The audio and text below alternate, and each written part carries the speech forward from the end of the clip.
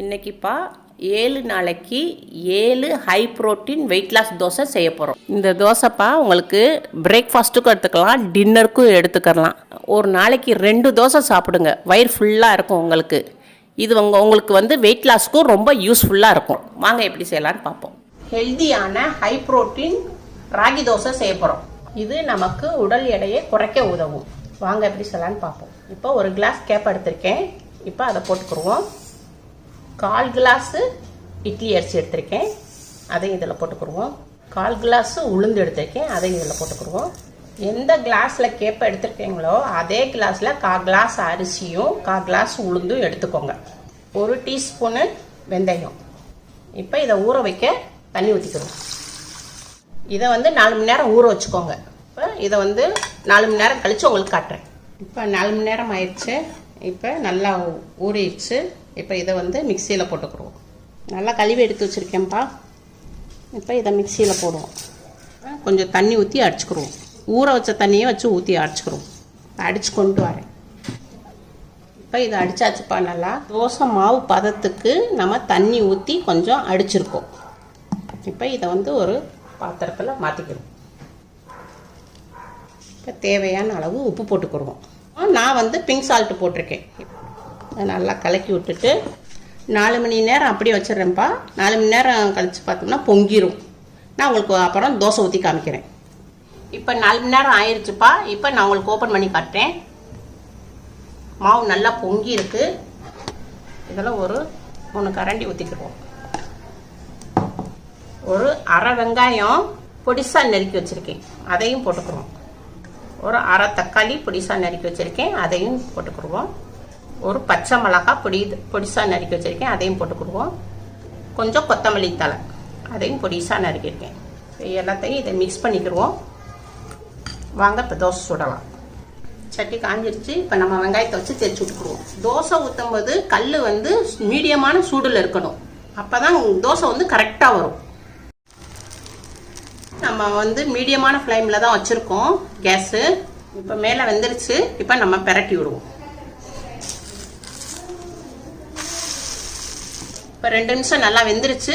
இப்போ நம்ம எடுத்துருவோம் தோசையை. இப்போ நல்லா வெந்திருக்குப்பா. நல்லா இது வந்து இப்போ நம்ம வெங்காயம் தக்காளி மல்லி எல்லாம் போட்டிருக்கோம் இல்லையா, நம்மளுக்கு சாப்பிடவும் ரொம்ப டேஸ்டாக இருக்கும். ராகி இந்த மாதிரி சாப்பிட்டீங்கன்னா ரொம்ப நேரம் வயிறு ஃபுல்லாக இருக்கும்ப்பா. ரொம்பவும் பசிக்காது. அதனால் வெயிட் லாஸுக்கு ரொம்ப யூஸ்ஃபுல்லாக இருக்கும்.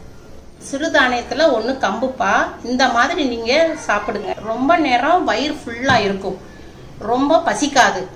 வெயிட் லாஸ் பண்ணவும் உங்களுக்கு யூஸ்ஃபுல்லாக இருக்கும். வாங்க எப்படி சொல்லலான்னு பார்ப்போம். 1 கப்பு கம்பு போட்டிருக்கோம், 1/4 கப்பு உளுந்து. கம்பு எந்த கப்பில் எடுத்துருக்கோமோ அதே கப்பில் 1/4 கப்பு உளுந்து, 1 டீஸ்பூன் வெந்தயம். இதை இப்போ தண்ணி ஊற்றி 4 மணி நேரம் ஊற வச்சுருவோம். இப்போ 4 மணி நேரம் ஊறின பிறகு உங்களுக்கு காட்டுறேன். இப்போ 4 மணி நேரம் ஆயிடுச்சு. இப்போ நல்லா ஊறிடுச்சு. இப்போ இதை வந்து மிக்சியில் போட்டுக்கிடுவோம். இப்போ கொஞ்சம் தண்ணி ஊற்றிக்கிடுவோம். ஊறின தண்ணியை கொஞ்சம் ஊற்றிக்கிடுவோம். கொஞ்சோண்டு சோறு போட்டிருக்கேன்ப்பா. இது எதுக்கு சோறு போட்டிருக்கேன்னா மாவு வந்து நல்லா புளிக்கும். இப்போ இது அடித்து கொண்டு வரேன் பண்ணுறப்பா. நான் மிக்சிலேருந்து அடித்து கொண்டு வந்திருக்கேன். இதை ஒரு பவுலுக்கு மாற்றிக்கிடுவோம். இந்த அப்படி அடிச்சிருக்கோம். நீங்கள் தண்ணி இல்லைன்னா கொஞ்சமாக ஆட் பண்ணிக்கோங்க. நான் தண்ணி எதுவும் ஊற்றலை, அதில் எனக்கு தண்ணி இருந்தது, அதனால் நான் ஊற்றலை. நீங்கள் தண்ணி பத்தலைன்னா நீங்கள் ஊற்றிக்கோங்க. தேவையான அளவு உப்பு போட்டுக்கோங்க. நான் வெயிட் லாஸ்னால நான் பிங்க் சால்ட்டு போட்டிருக்கேன். இதை வந்து ஒரு 4 மணி நேரத்துக்கு நம்ம அப்படி வச்சிடணும். அது பொங்கி வரும். இப்போ 4 மணி நேரம் ஆயிடுச்சு. இப்போ ஓப்பன் பண்ணி பார்ப்போம். மாவு நல்லா பொங்கி இருக்கு. இந்த மாவில் ஒரு மீடியமான வெங்காயம் பொடியாக நறுக்கி போட்டிருக்கேன்ப்பா. ஒரு மீடியமான கேரட்டை துருவி போட்டிருக்கேன். ஒரு பச்சை மிளகாய் பொடியாக நறுக்கி போட்டிருக்கேன். கொஞ்சம் கொத்தமல்லி இலையும் பொடியாக நறுக்கி போட்டு இதை ஃபுல்லாக மிக்ஸ் பண்ணிக்கிடுவோம். அடை மாவு பதத்துக்கு நம்ம மிக்ஸ் பண்ணிக்கிடுவோம். தோசைக்கல் சூடானதும்ப்பா. நம்ம வந்து மிக்ஸ் பண்ணி வச்சுருக்க மாவை வந்து அடை மாதிரி சின்னதாக திக்காக ஊற்றிக்கணும். தோசை மாதிரி பெருசாக ஊற்றக்கூடாது. பெருசாக ஊற்றினோம்னா நம்மளுக்கு எடுக்க வராது. கேஸை வந்து நம்ம ஸ்லோவில் வச்சுக்கணும். நம்மளுக்கு வந்து 5 நிமிஷம் நம்ம ஸ்லோவில் வச்சு வேக விடணும். அப்புறம் 5 நிமிஷம் நல்லா வெந்த பிறகு நம்ம திருப்பி எடுத்து போட்டுக்கணும். திருப்பி போட்ட பக்கமும் கேஸை ஸ்லோவில் வச்சு 5 நிமிஷம் வேக வச்சு எடுத்துக்கோங்க. சிறுதானியத்தில் ஒன்று கம்புப்பா, இந்த மாதிரி நீங்கள் சாப்பிடுங்க. ரொம்ப நேரம் வயிறு ஃபுல்லாக இருக்கும், ரொம்ப பசிக்காது, வெயிட் லாஸ் பண்ணவும் உங்களுக்கு யூஸ்ஃபுல்லாக இருக்கும். உடல் எடையை குறைப்பதற்கு நம்ம ஹை புரோட்டீன் உள்ள தோசை உங்களுக்கு செஞ்சு காமிக்கிறேன். தண்ணி கொஞ்சம் கொதிச்சிருக்குப்பா, லைட்டாக கொதிச்சிருக்கு. இப்போ நம்ம பாலக்கீரை வந்து இந்த சுடுதண்ணியில் அப்படியே போடுறோம். ஒரு பிடி பாலக்கீரை இருக்குது, அதை வந்து இந்த சுடுதண்ணியில் போட்டுறணும். போட்டுட்டு கேஸ் ஆஃப் பண்ணிடணும். பாலக்கீரை வந்துப்பா நம்ம சுடுதண்ணியில் போட்டிருக்கோம், உடனே நம்ம எடுத்து அப்படியே இந்த பக்கத்தில் இருக்க பச்சை தண்ணியில் உள்ளே போட்டுறணும். இது பச்சை தண்ணி, இதில் நம்ம அப்படியே ஊற்றிடணும். இப்படி பண்ணுறனால உங்களுக்கு பாலக்கீரையில் உங்களுக்கு பச்சை வாடை இருக்காது, கீரையில் உள்ள சத்துக்கள் அப்படியே இருக்கும். பச்சை தண்ணியில் ஒரு 5 நிமிஷத்துக்கு இருக்கட்டும். இதில் நான் 1 கிளாஸு பாசி பயிர் எடுத்து வச்சுருந்தேன். எடுத்ததில் இப்போ நல்லா கழுவிட்டு இதை வந்து நைட்டு ஃபுல்லாக ஊற வச்சிடணும். ஊற வச்சு இப்படி வந்திருக்கு. இது வந்து ஃபுல்லாக ஊறி இருக்கு. முளை கட்டணும்னு அவசியம் இல்லை, நீங்கள் ஊறினா மட்டும் போதும். எனக்கு வந்து முளை கட்டிடுச்சு. இதே கிளாஸில் ஒரு 1/4 கிளாஸு பச்சரிசி எடுத்திருக்கேன். நீங்கள் அதையும் நைட்டே ஊற வச்சுட்டேன். இப்போ இதை வந்து நம்ம எல்லாத்தையும் மிக்சி ஜாரில் போட்டுக்கிடுவோம். ஊற வச்ச அரிசியையும் போட்டுக்கிடுவோம். ஒரு 7 சின்ன வெங்காயம் அதையும் போட்டுக்கிடுவோம். வெயிட் லாஸுக்கு சின்ன வெங்காயம் தான் எடுக்கணும். ஒரு 4 பச்சை மிளகாய், காரத்துக்கு 4 பச்சை மிளகாய், ஒரு சின்ன துண்டு இஞ்சி, கொஞ்சம் திருகின தேங்காய். தோசை சாப்பிடும் போது நமக்கு நல்லா டேஸ்ட் கிடைக்கும். கொஞ்சம் வாசத்துக்கு சீரகம். நம்ம சுடுதண்ணியிலிருந்து பச்சை தண்ணிக்கு மாற்றிருந்தோம் இல்லையா கீரையை, இப்போ அதையும் எடுத்து இதில் போட்டுக்குருவோம். தேவையான அளவு உப்பு. இதை உங்களுக்கு நான் மிக்சியில் அடித்து கொண்டு வரேன். இப்போப்பா நான் மிக்சியில் வந்து அடிச்சிருக்கேன். இப்போ ஓப்பன் பண்ணி காட்டுறேன். இதில் வந்து நம்ம கொஞ்சம் தண்ணி ஆட் பண்ணிக்கிறணும். தோசை ஊற்றுற அளவு பதத்துக்கு நம்ம கொஞ்சம் தண்ணி ஊற்றிக்கிறணும். அப்போ தான் நம்மளுக்கு அடிக்க வரும், இல்லாட்டா அடிக்க வராது. இப்போ இதை வந்து ஒரு பவுலில் மாற்றிக்கணும்.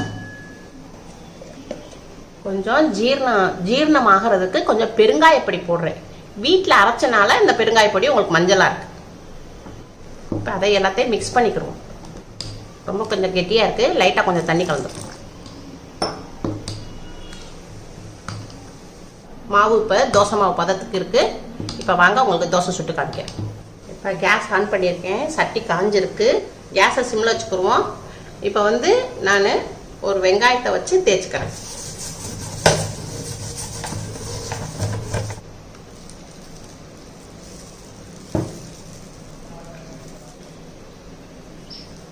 எவ்வளோ மெல்லிசாக சுட முடியுமோ அவ்வளோ கொஞ்சம் மெல்லிசாக பரப்பிக்கும்.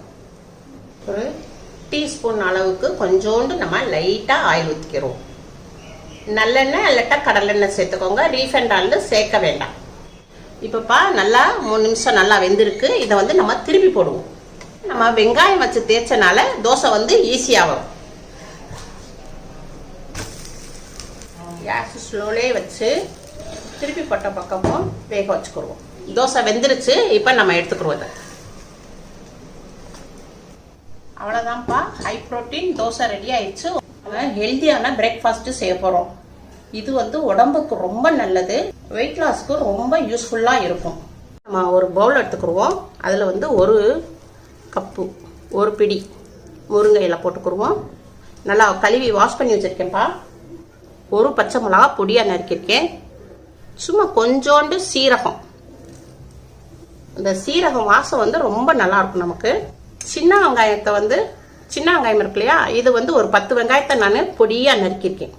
நீங்கள் பொடியாக நறுக்கிக்கோங்க. கொஞ்சோண்டு உப்பு.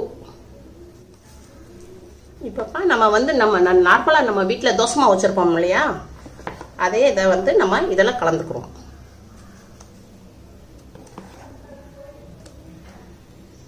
இப்போ நல்லா எல்லாத்தையும் மிக்ஸ் பண்ணிக்கிறோம்.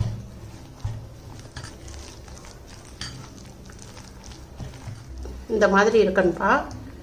அதுவும் மாவு வந்து நம்ம கொஞ்சமாக தான் போட்டிருக்கோம். நம்ம வெங்காயம் சின்ன வெங்காயமும் முருங்கை இலையும் நம்ம நிறையா போட்டிருக்கோம். அதனால் இந்த அளவு வச்சுக்கோங்க.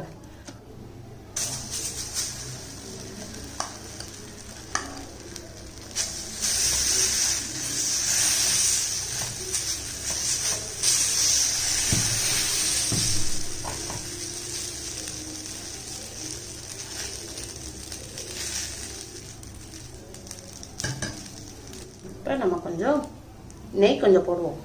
நெய் எதுக்கு போடுறோம்னாப்பா, இந்த முருங்கையுடைய இலைக்கும் இந்த நெய்க்கும் அவ்வளோ ஒரு டேஸ்ட் கொடுக்கும். இந்த சாப்பிடும் போது ரொம்ப டேஸ்ட்டாக இருக்கும்.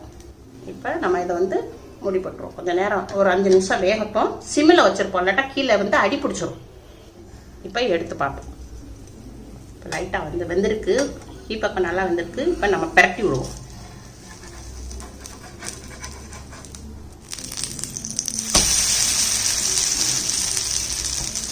நம்ம வந்துப்பா இதில் வந்து நிறைய கீரை சேர்த்துருக்கோம், கொஞ்சம் மாவு தான் சேர்த்துருக்கோம், 1/2 ஸ்பூனு நெய் சேர்த்துருக்கோம். இப்போ நம்மளுக்கு சாப்பிடும் போது ரொம்ப டேஸ்ட்டாக இருக்கும்.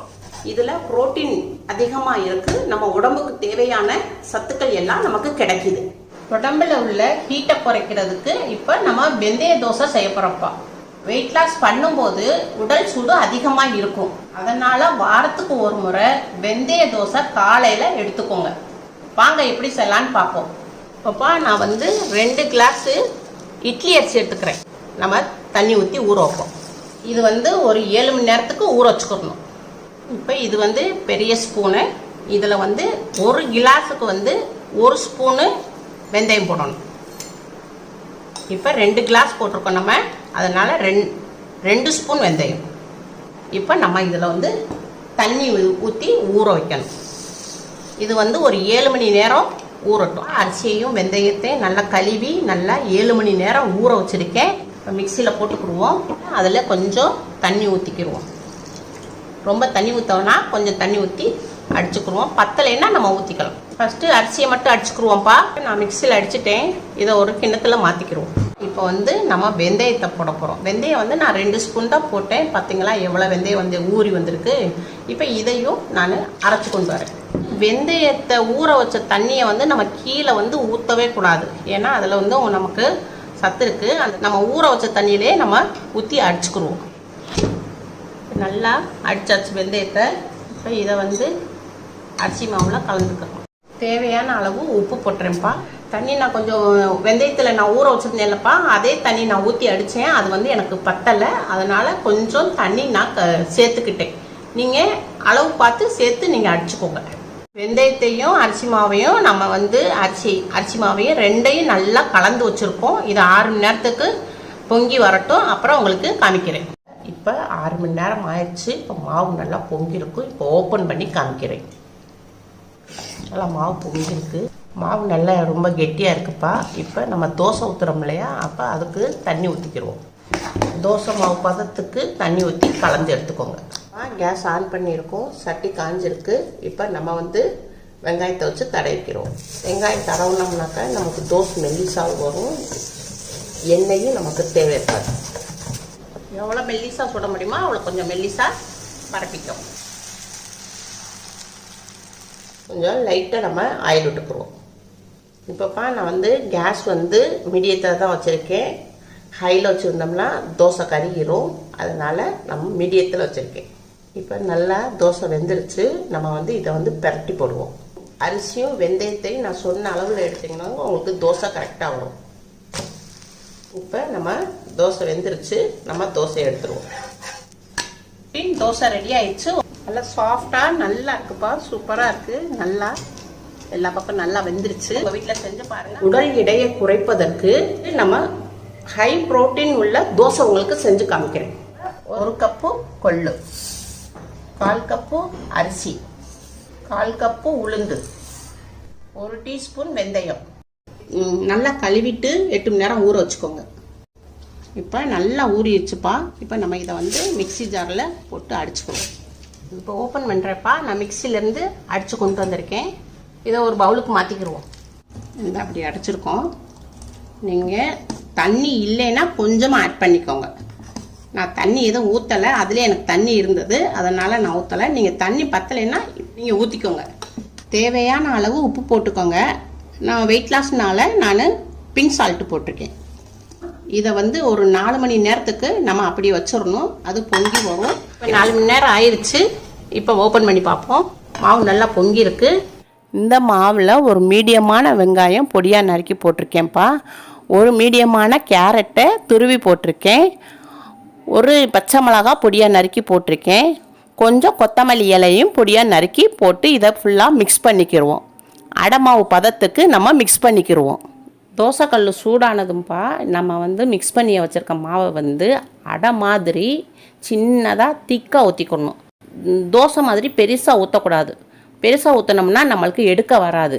கேஸை வந்து நம்ம ஸ்லோவில் வச்சுக்கணும். கொள்ளு அடைனாலப்பா நம்மளுக்கு வந்து 5 நிமிஷம் நம்ம ஸ்லோவில் வச்சு வேக விடணும். ஏன்னா கொள்ளு கொஞ்சம் வேக கொஞ்சம் லேட் ஆகும். அப்புறம் 5 நிமிஷம் நல்லா வெந்த பிறகு நம்ம திருப்பி எடுத்து போட்டுக்கணும்.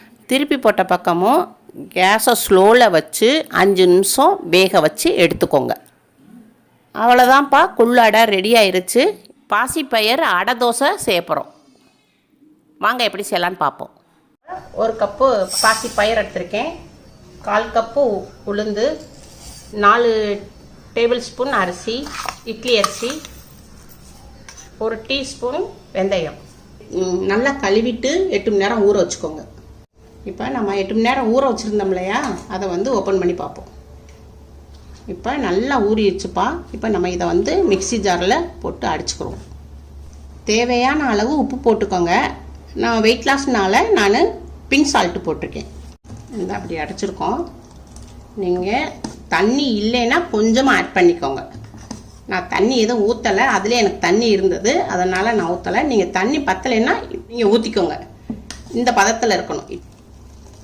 இதை வந்து ஒரு 4 மணி நேரத்துக்கு நம்ம அப்படி வச்சிடணும். அது பொங்கி வரும். இப்போ 4 மணி நேரம் ஆயிடுச்சு. இப்போ மாவு நல்லா பொங்கி இருக்கும். ஓப்பன் பண்ணி காட்டுறேன். நல்லா பொங்கியிருக்கு. 4 மணி நேரம் தான் நீங்கள் மாவை பொங்க விடணும். அதுக்கு மேலே வச்சிங்கனாக்க மாவு வந்து ரொம்ப புளிச்சு போயிடும். ஒரு மீடியமான வெங்காயம்ப்பா பொடிசாக நறுக்கி வச்சுருக்கேன், அதை போட்டுக்குருவோம். ஒரு பச்சை மிளகா பொடியாக நறுக்கி வச்சுருக்கேன். கொஞ்சோண்டு கொத்தமல்லியும் பொடியாக நறுக்கி வச்சுருக்கேன். கொஞ்சோண்டு பெருங்காய பொடி. இது எதுக்கு போடுறோம்னா ஜீரணத்துக்கு போடுறோம். இது பாசி பயிர் போட்டிருக்கனால ஜீரணமாகறக்காண்டி இந்த பெருங்காய பொடி போடுறோம். இது எல்லாத்தையும் மிக்ஸ் பண்ணிக்கிறோம். இது கரெக்டாக தோசை மாவு பதத்துக்கு தண்ணி ஊற்றிக்கங்கப்பா. இது கரெக்டான பதமாக இருக்குது. வாங்க தோசை ஊற்றலாம்.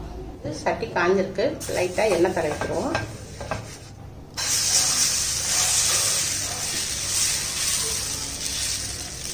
கேஸ் ஸ்லோவில் வச்சு 5 நிமிஷம் வேகட்டும்ப்பா. இப்போ நல்லா வெந்துருச்சுப்பா. இதை இப்போ திருப்பி போட்டுக்குருவோம்.